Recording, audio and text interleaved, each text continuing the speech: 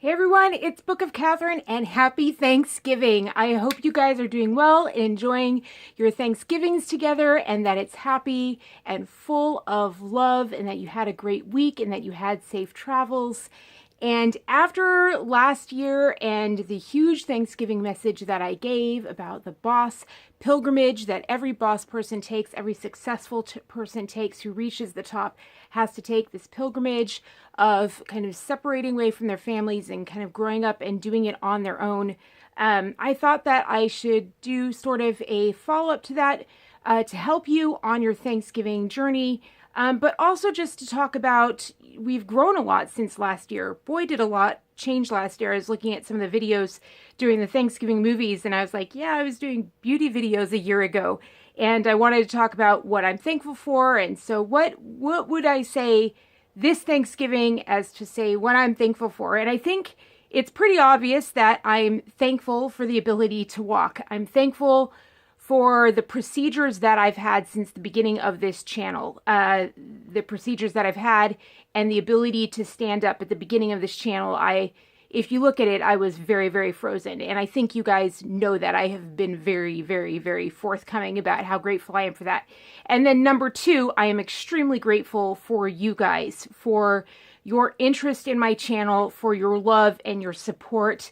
And you've grown so much that when I go out now, I run into you and you are so very respectful and of my privacy. I will admit you're kind of shocked at how sick I am, and that's because you get to see the best of me. You get to see when I'm up and I'm healthy, and that's when you see me like this. And I think like one person has seen me out like when I'm like this, like I think just one, and that's it.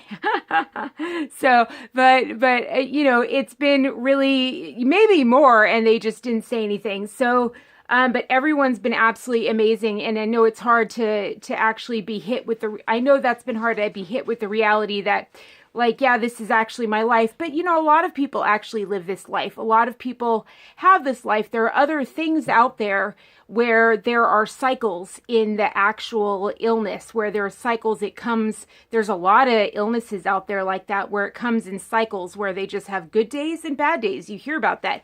Good days and bad days, and just some people have more good days than bad days. I just happen to have a lot of bad days, and so that's, you know, but everybody's been absolutely fantastic, and so it's great. I already knew from online that you guys are fantastic, and then you guys are even more fantastic in person. And my business coach was right. You attract people who are like you, and remember that to you YouTubers who are out there who are doing channels. If you stay true to yourself, and if you ignore the negative comments, if you just don't respond to that and don't read it, and make sure you have good filters, and make sure you're not the one reading them first. Make sure you have somebody reading them before you do, and so that you never ever read that, and it's only, you know, real people who are actually you're engaging with and reading for true content, and you know, your actual community.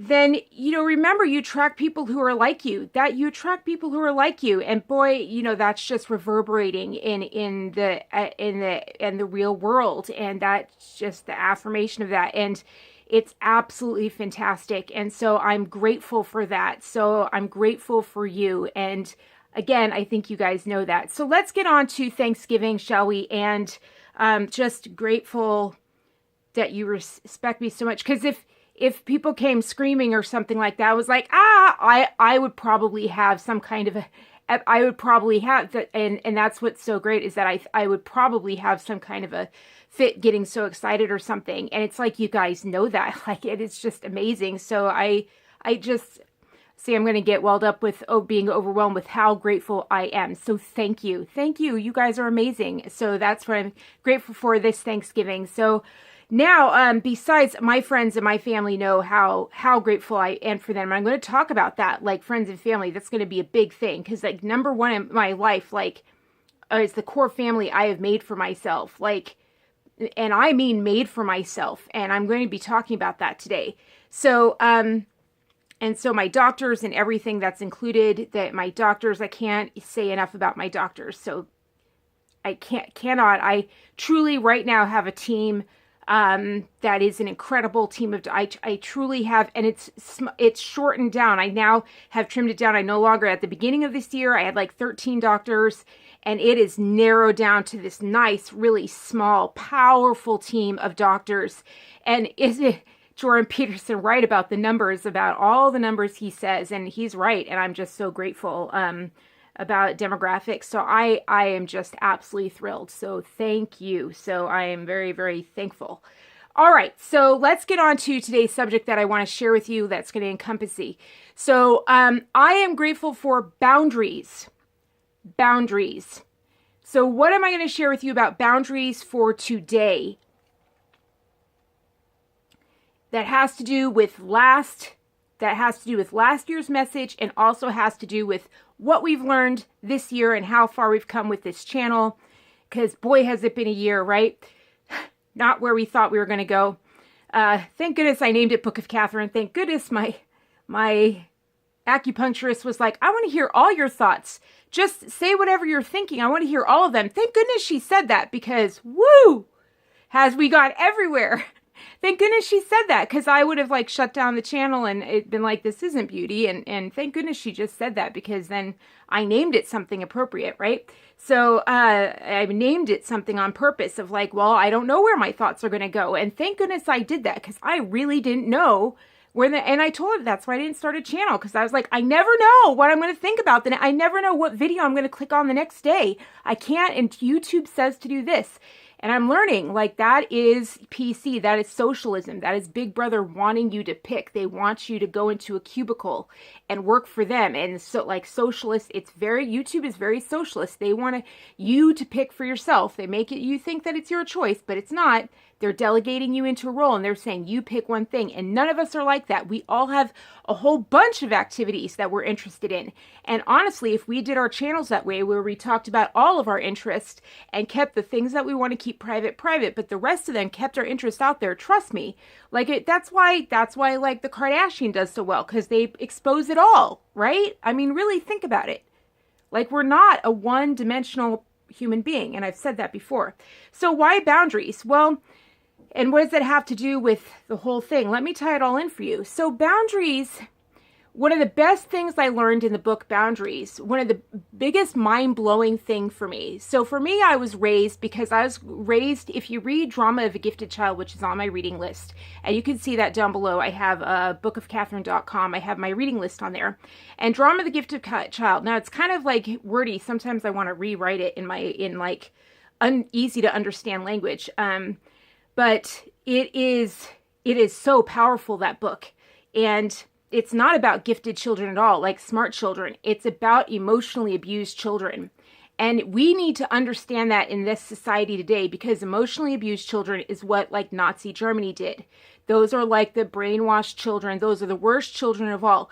They're the children who say, I had great parents, when they were absolutely massacred and brainwashed. And they'll come out of Nazi Germany saying, best years of my life.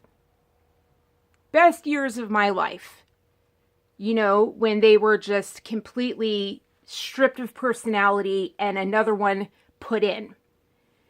And that's what Drama of the Gifted Child is. And so you really need to understand that. And so like a glass house is when they may raise you and they strip you of all personality, and they raise you so that they can see everything inside you, and they analyze everything going inside you. They make you a glass house so that everyone in the world can see everything, every emotion going on inside you. Like you are just an open book. When people say, oh, I'm just an open book, that's not a good thing. That's a sign of emotional abuse. Not a good thing. You're not supposed to be an open book. You know, you're supposed to have things that are private. There's supposed to be things like emotions that are private. You're not supposed to be easy to read. If you are easy to read, the world can manipulate and abuse you. You're not supposed to be easy to read. You know what I mean? If you're shocked by what somebody says, but it'll hurt their feelings, you know, you want to keep listening to them and be empathetic and be like, okay, I want to keep listening to you, and be empathetic to them and be there for them. You can't do that if you're an open book. it cripples you in so many ways. It just makes you it really gives you the inability to say no to anyone. It teaches you also, as a glass house, it teaches you to say yes to everyone. You just say yes. You think that's the way you're supposed to love somebody, is to say yes to everybody. Well, then you say yes to a car salesman, to every con man that comes by. For example, I showed you that CBC, and this is proof that all these kids today were like just emotionally like, not taken care of or whatever. And when the helicopter parenting came along, I'm not saying they were emotionally abused, but they just don't know. They just don't know to say no to anything, which is like they say yes to everything, which makes them, lambs to the slaughter, as Dr. Phil says. So when you watch this CBC episode of our CBC Marketplace, there's only one generation that's getting conned by these guys. One generation. That's it. And what happens is these tow trucks come in, and all these tow truck drivers come, and they just say, I'm going to take your car. And these kids just go, okay. And then they lock up the car and keep it and say, we won't give it back to you unless you give us $8,000. And the kids are just like, all right. I mean, they get pissed and everything, but I'm like, just because they say they want your car doesn't mean you hand it over. It's your car. And especially when 6 of them drive up on you and they all want it, like that should be a red flag that, I think a con job's going on. But they have no warning system, no red flag. They just think, oh, the guy says he's here to help me. Okay, take my car. And there's no red system. And so I'll include that right here. You can go ahead and see the CBC towing thing. And that's really scary, because if you don't know how to say no, you have to be able to stand your ground and say no. And the way I was raised, I would have had a very, very difficult time saying no. I would have had a red warning system because I was taught to be scared of everyone, but I would have, just because it wasn't my parents saying, I would have had to get my parents' permission to say yes to anyone. You know what I mean? It was a very tortured, I don't want to get into all that. But I would have felt very guilty, very guilty. I would have been this Torah thing of I have to say yes. I'm taught to say yes to everybody. But I was raised to only be in that place, only be in that house and never leave it. You know what I mean? So it's a very, very push-pull. It's very, very hard. But it was just this horror, I was always tortured to be out there. And so boundaries taught me that it was okay to say no. So then I taught you the Thanksgiving story. And I taught you about how we had to finally leave. Well, how do you say no to family and still love them? Here's the biggest thing about boundaries that I learned. And I learned that you put this level, you sit them rows back. And this counts for all people in your life. And even with some of my insiders, though the insiders that I have, the insiders that I have, my insiders are great. Just, you have rows. And what happens is that you protect the love that you have for them by how far they sit back. Does that make sense? How far they sit back. I guess what we do, with our insiders and stuff like that, is that there's things we don't talk about. We don't talk about politics. We don't talk about religion. We don't talk about... There are certain things that we avoid in order to be around each other and love each other, if that makes sense. We do sometimes, it's the bigger the group, then there's things that we avoid to get along. And then when I'm with different groups, we change the dynamic of what we talk about in order to protect our love with one another. Does that make sense? That's what you do. You change of how much you let, and you change that. And so when it comes to family, we asked our therapist, how do we love certain family members? And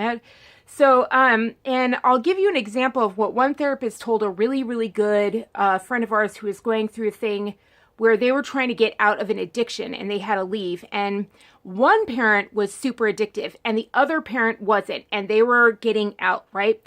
So with that parent, they had asked that parent, and this happened with a celebrity friend of mine. And they had to actually say to that parent, are you going to choose me or the drug? You know what I mean? Which is it going to be? And they were just like, essentially the drug.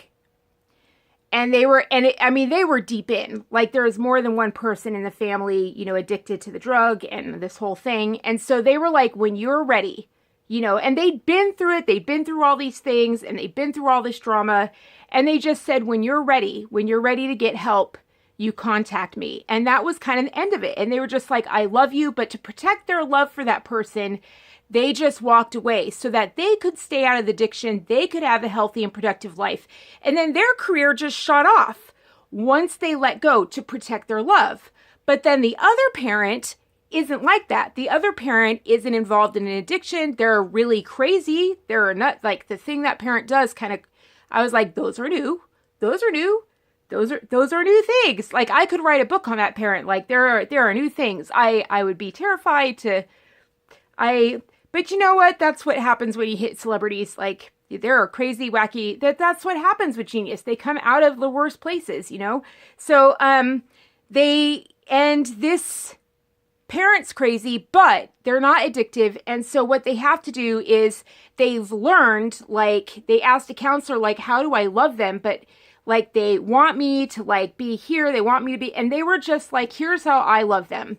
And they said, just send gifts. Like, their love language is gifts. It's clear that their love language is gifts. So on, like, birthday and on their, like, Mother's Day or Father's Day, on that Mother's Day or Father's Day, whichever this parent was, they were like, send them a gift on that day and then call, like, on Christmas and then that day and then the birthday, right? So on those 3 days a year, like Christmas and then their birthday and then that day, whatever, because Christmas was an important day, that person in that person's religion or whatever, they called on those 3 times, or maybe it's 2 days. I can't remember. My point is that they moved out of their life to protect their love so that they can still love them. Now, it's so interesting. They call me every once in a while and I get to hear, like, they had a good talk.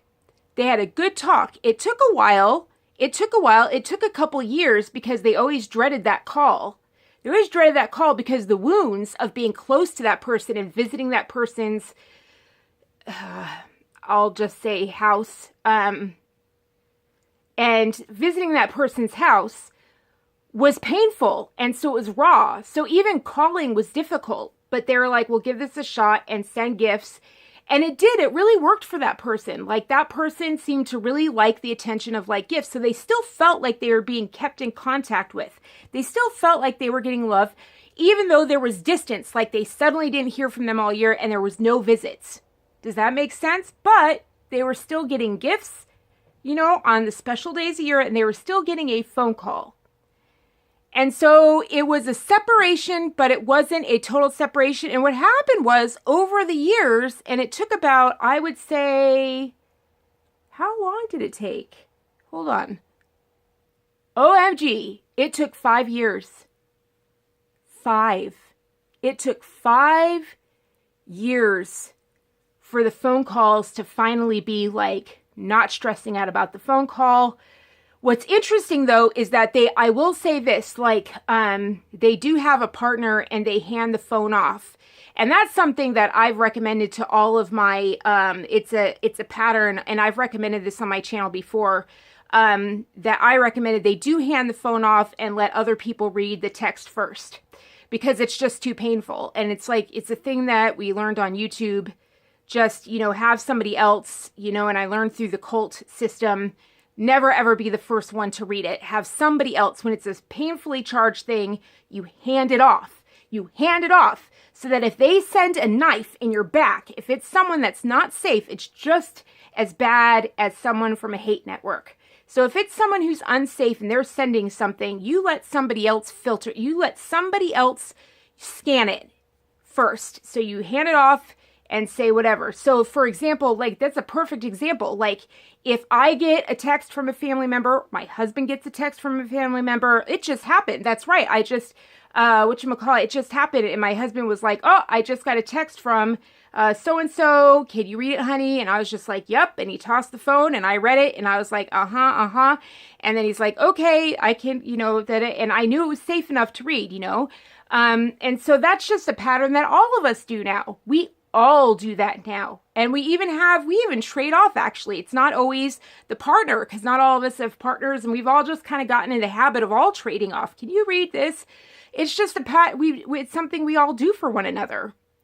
You know, because for the other, once you hand it off to the other, even if you've met them, and even like I've been damaged by his family, like for sure, but it ain't nothing compared to what he's been through. So like my celebrity friend, he's never done that to me. Like he's never sent me their stuff, but I would never be affected by what they sent. Like if he sent me like what they did, I would never be affected by that. Like it wouldn't have touched me.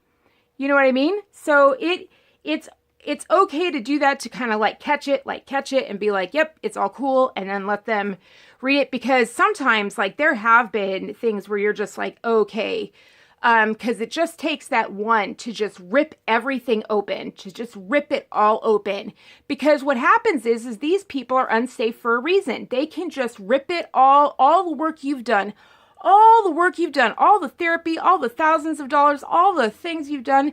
They can, with one sentence, just boom, rip it, and it's all over. It's that easy. And your friend or your loved one or your wife or your husband or whoever, you've got their back and you're protecting them. And that's another boundary. You're instilling boundaries, and you're being loving, and you're helping, support that boundary for them. So that's just some techniques that you can use, but always like set boundaries, go further back. I know with one of my family members, when I first started setting boundaries, when I first started learning boundaries, I used to call every day. And then I think I shared this, was one of my family members, they said something really terrible, and I just was like, oh my God. And my husband was just like, you know what? Let them call you for once. And I was just like, okay. And they just never called. And they're a part of the immediate family. They just never called. Like never. And it just opened my eyes. And I know that's going to pull on you guys to be like, well, call them back and be what? No, that would have not protected my love for them. It helped me see them and just be like, okay. And I felt freer and freer, and more like, all those things I felt weren't unfounded, and it just started my healing process, and was like, if they want to call, they can call. And it started letting me start my healing process. And I was like, they're creating the boundary now. Like they're creating that, because I knew I had called last. I had been calling all those years, and just like, okay, like they have the freedom to call. Like I never said don't call. They were like, and they lived like 10 minutes away. And it's just so fascinating. Like, it's just, family can be so messed up, and there's a reason why all the successful, they have all these horror stories, but they all left them. And in a society today where they're raising us on these terrible, mauling cartoons that just horribly just rake kids' emotions and terrify them over the coals, and parents leave them with them and terrify them and teach them that yes means no and no means yes, and teaches them to be lambs to the slaughter. These are lessons you're going to have to learn in order to protect your love for people. And it's okay to start setting boundaries and separate yourself out. So these are some techniques you can use to still love people during the holidays, and yet have a good holiday yourself. Just find for each person in your life that boundary that allows you to love them. What's so great is that person who never called back, like when they finally called, I was okay. Like I was just okay. Like there was a little bit of hurt, but there just wasn't. And it was not nearly all the like drama that I had been in before. Like all that had calmed down and just kind of healed, if that makes sense. My love was protected for them. The more distance between people, like you got to get a certain distance. And here's the whole point. The more distance between a person, have you ever noticed like if you're in a really bad relationship with someone and you leave, like you go on vacation, you start remembering all the good times. You don't remember the bad times. You remember the good times. The further you are from a person, you remember the good times. Boundaries are for remembering the good times. And what you want to do is you want to set enough boundaries that what you remember are the good times. And what I noticed was when they didn't call, I stopped over time remembering all the bad things, and I just started remembering the good things. Like the good things are so what happened was over time, instead of feeling bitterness when I thought of them, I just felt love.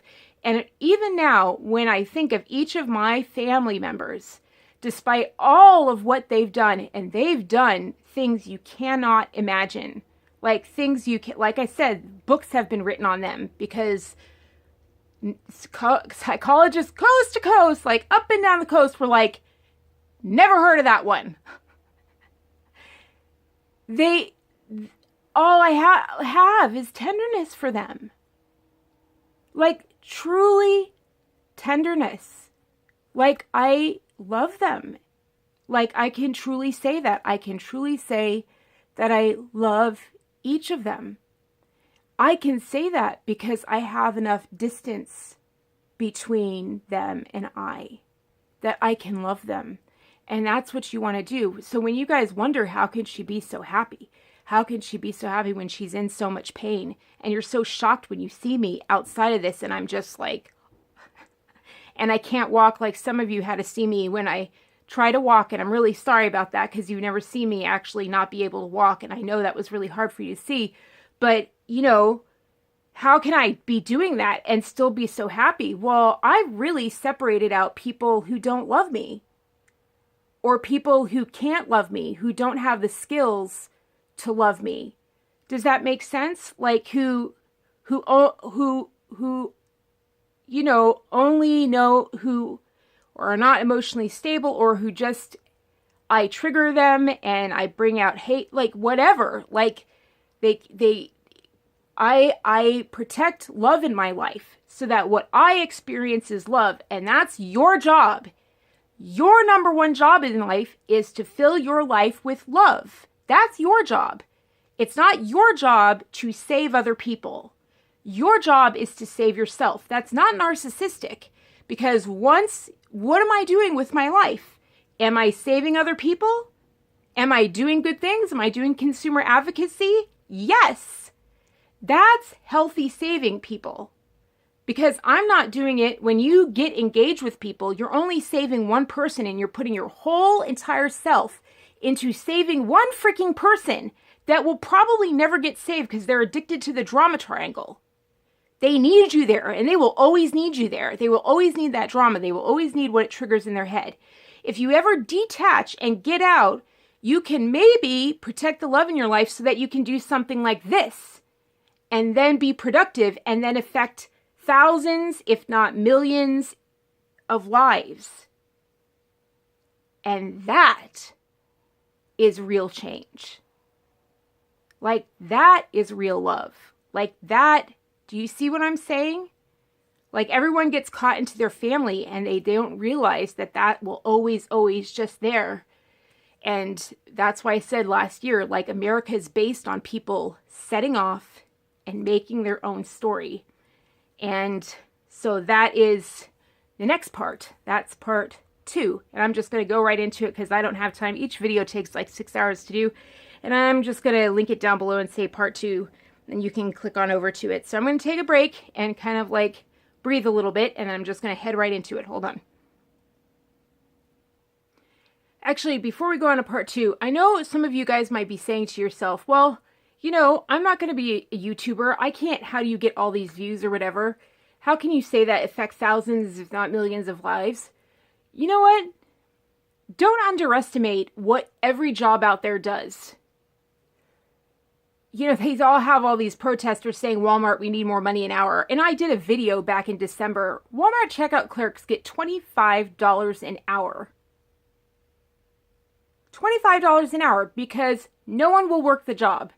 No one will work the job. No one will work checkout clerks. But those checkout clerks change my day. They affect my day. I had to go through a drive-through. I was not happy, and I was going through that drive-through, and the girl gave me this smile. And I wasn't prepared for it. And I wasn't sitting, I wasn't driving. I was in pain. I was in the other seat. And she actually leaned over and she specifically gave me a smile. And that changed my day. Don't underestimate. Have you counted how many people you interact with a day when you do your job? Have you? Why are you saying you don't affect thousands of people's lives? That's really small thinking. Every time you check somebody out, every time you have no idea how much it affects somebody's day when we go through a drive-through and someone's a jerk and someone's amazing. It lifts us up or it crashes us down.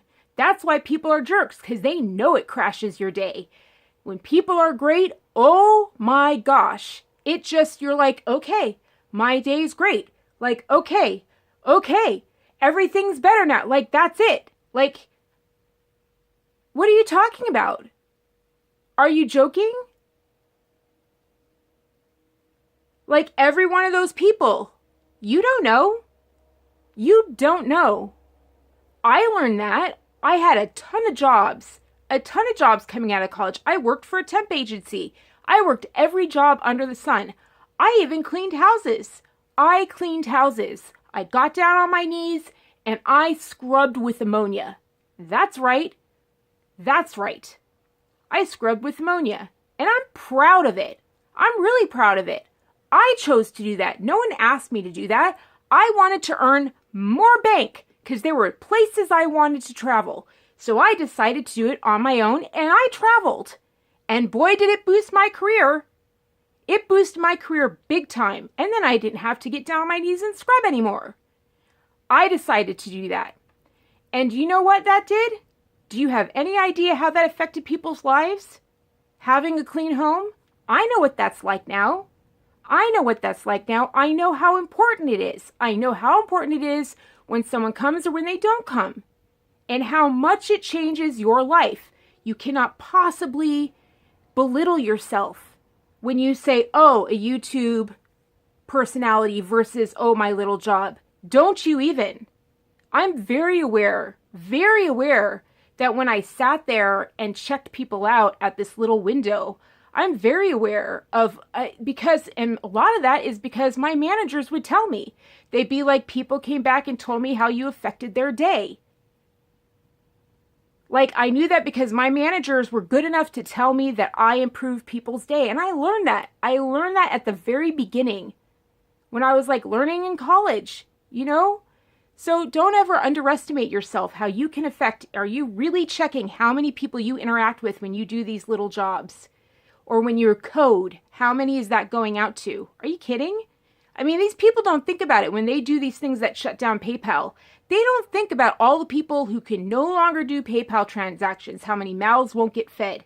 They think, haha, we stuck it to the man. And all I'm thinking is, oh, how many beauty businesses just got shut down? How many of the YouTubers just got shut down? How many donations just got shut down? How many small businesses just got shut down?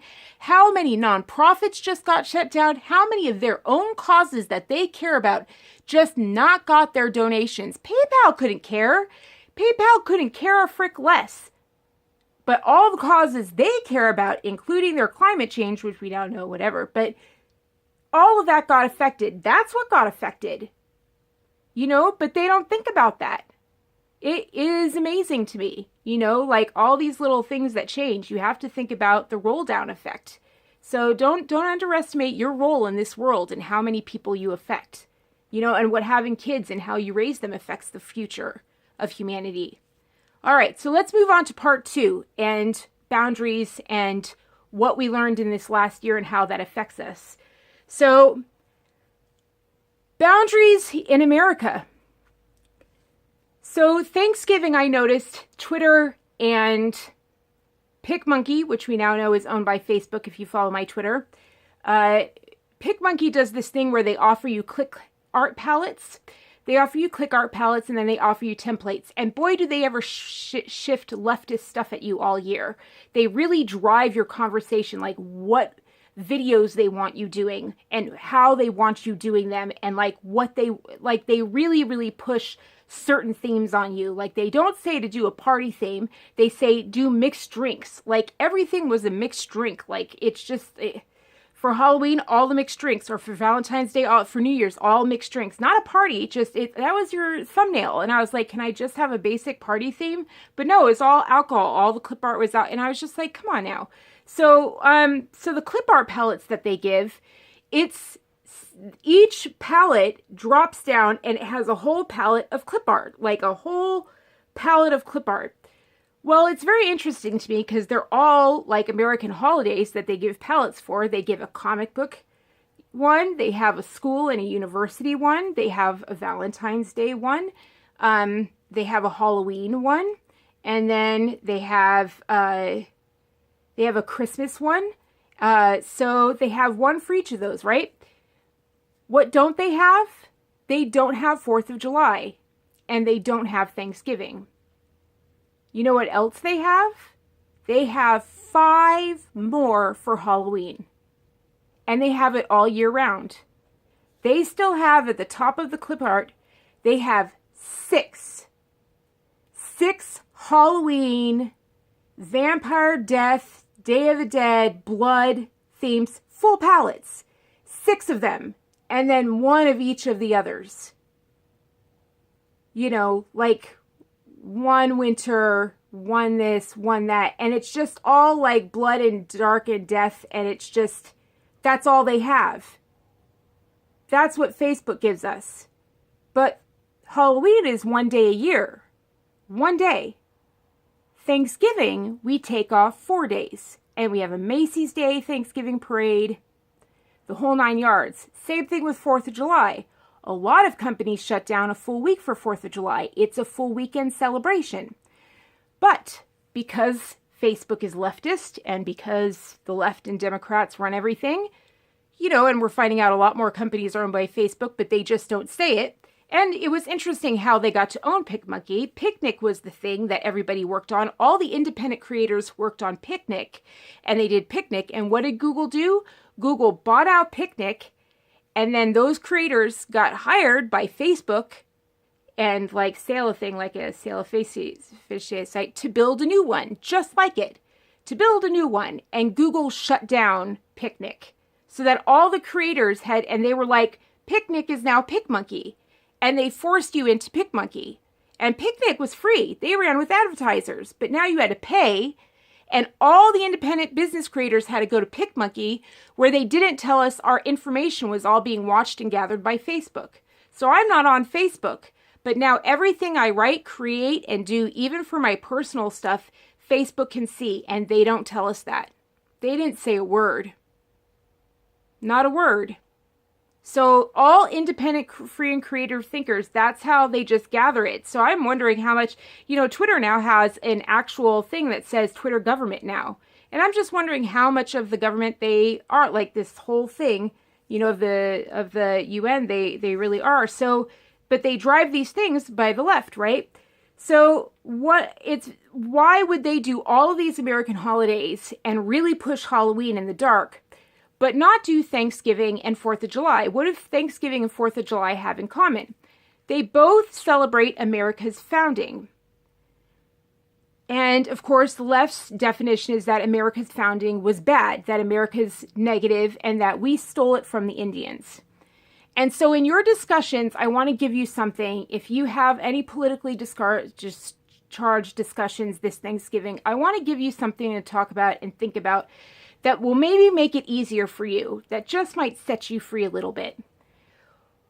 All right, everybody, I'm going to go ahead and do a separate one. I've decided to go ahead and do a separate one. So I love you so much. I will do part 2 on to the side, and we'll do a separate 2, and you'll find that right here. So you can find part 2 right here, where I reveal like a huge thing about America that nobody knows anymore, that Google's wiped out, that you have no idea, that if you get into any discussions about America being bad, that I will absolutely set you free on that one, that no one has thought about, no one's talked about, that no one ever realizes, and it's just a small itty-bitty little thing. It's an itty-bitty little thing that not Ben Shapiro, not Dinesh D'Souza, none of them talk about it. They never talk about it. I don't know why. They never do. But I figured it out. So I will talk about that in part 2, and you guys can just you know, whisper it, and it should probably just calm down the Thanksgiving table if someone, because I'm seeing these Democrats out there saying, like, I plan on going at the Thanksgiving table. So if someone does that, you can just maybe just end it right there with this. This should just be kind of like a non-starter, and you should be safe, right? If you actually decide to go at a table like that. So that's combative, if you know what I mean. So, all right, I love you so much, you guys. Happy Thanksgiving. I love you, and I'm very, very grateful for you. I don't know if I could be more grateful. So if I think about it too much, I just turn into jelly. So much to be grateful for this year. Look at this. I'm standing up instead of sitting down and like jumping up and down because it was so painful to sit. Can you believe that? Like, I am up, and I usually film upright. It's just a miracle. It's a miracle. And you guys are helping me get there. And I could not thank you enough. So thank you very much for that. If you are also grateful for my videos, please help them keep going, because I am going to be, my contract on my actual real job is running out. And so I'm going to need help to keep this channel going. I might have to get something else that won't let me do this channel. I would really prefer to do this channel. So please help this channel, like, actually make enough so that I can do this and I don't have to get something else. I would like to just do this. Can we do that? Can we actually do something that can actually just do this so I don't have to do anything else? I would really, really like that. Please, please, please. So give me a Thanksgiving gift so I don't have to do anything else. I really don't. I really don't. I like this. I like being with you. All right. Love you guys. Mwah. Happy Thanksgiving. Bye. Oh, here, videos.